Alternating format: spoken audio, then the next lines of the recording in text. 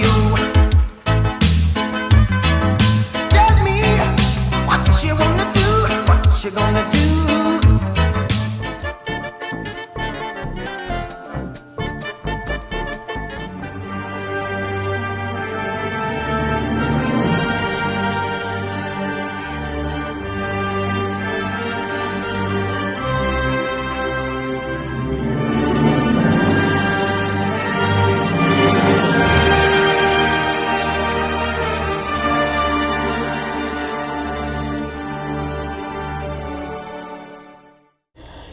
So this is my spoiler-free review of episode 6, the Book of Boba Fett. First off, I'm going to say this. A lot of people, the black pills, are going to whine and nitpick. That's what they do. Don't listen to them. See the show and judge for yourself. Don't let anybody tell you what to think about a show until you've seen it. Okay?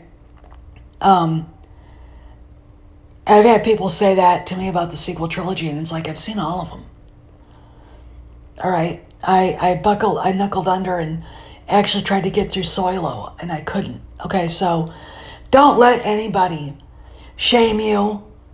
And if you're a black pill and haven't seen this, and Disney, Gina, well, you're not a Star Wars fan.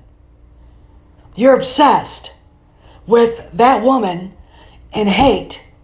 Okay, so go sit over there in the corner and think about your life's choices, okay? Anyway, so I'm literally speechless. I do believe we saw a very familiar place. They did not name where they were, but it looked very familiar to me.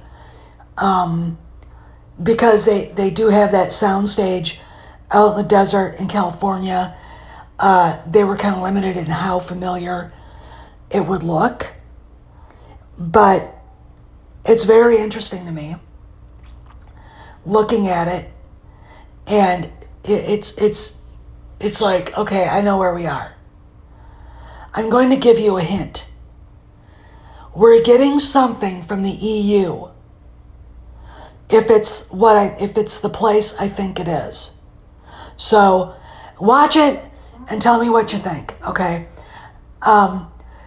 And we get to this place and we have 15 minutes of absolute glorious Star Wars. Just plain frickin' Star Wars.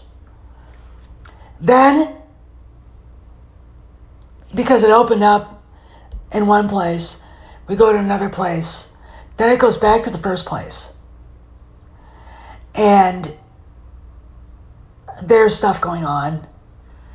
And then after something happens, I'm going to say this, one of the greatest character introductions in Star Wars history, right up there with Han showing up at the cantina, right up there with Vader appearing, you name it. I am speechless. First off, let's put it this way. What happens and who shows up is as scary as Vader ever was.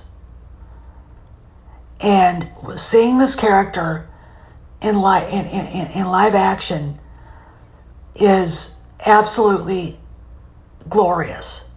But he's scary AF. Like, the menace factor rose.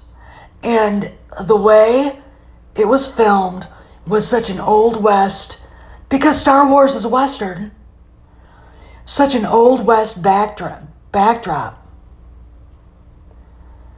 It's just, it was breathtaking, menacing, scary, and everything. Then we go to another place and things are going on. And then we go to another place and something really bad happens. And then we go back to the place where all the glorious Star Wars was going on. And I'm going to say there's a choice to be made. And that's where they left us. And when I get into my spoiler review, I'll tell you more. But if you didn't like this show, or if you're going to nitpick about shit, go somewhere else. Because this is as good as it gets. This is as good as it gets. Okay? I can't believe how the technology. Let me say something. People nitpick. But the technology's gotten to the point where I don't think we're ever going to have to find another actor to approximate the old school guys ever again. Okay? Ever again. And it's been predicted a long time that eventually live actors are going to be voice actors from now on. Now you'll have, like dramas and stuff where you have to have live actors. But stuff like this, with characters that have been set in stone, actors who are irreplaceable, that's set. That is set. And it is marvelous in our eyes. No more bitching about the guy cast as somebody we all loved for so long. Okay, think about that. This is Steph, signing out. Get ready for my spoiler review. I'll see you around the galaxy.